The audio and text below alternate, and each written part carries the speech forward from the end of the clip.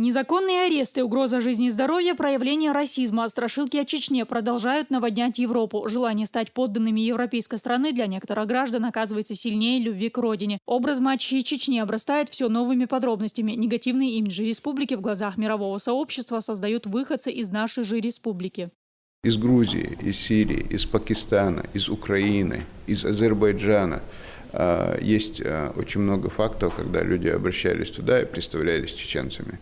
И для того, чтобы прекратить вот такие попытки, прекратить такой вред, который эти люди наносят нашей республике, мы проводим подобные встречи.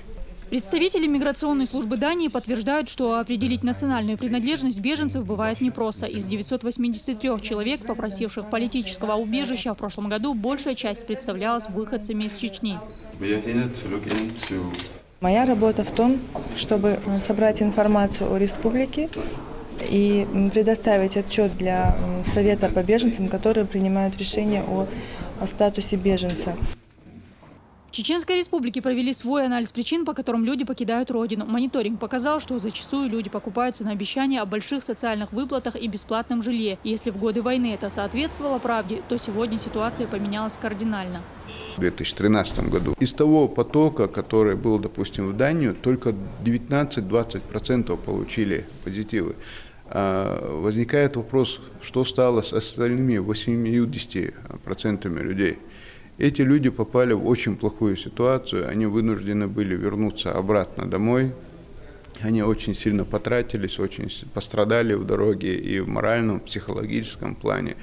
То есть на самом деле их просто-напросто обманули. В Европе уже процветают фирмы, которые за определенную плату подскажут представителю любой национальности, как выдать себя за чеченца, научат традициям, окажут помощь на всем пути следования от родины до заветной европейской страны. Действия таких людей наносят урон как Чеченской республике, так и принимающей беженцев в стороне. Тесное взаимодействие между странами поможет остановить аферистов. Европейцы, наконец, своими глазами смогут увидеть, как на самом деле живут в Чеченской республике. Дагмара Касаева, Халид Мусаев и Джамлейл Хаджилиев. Новости.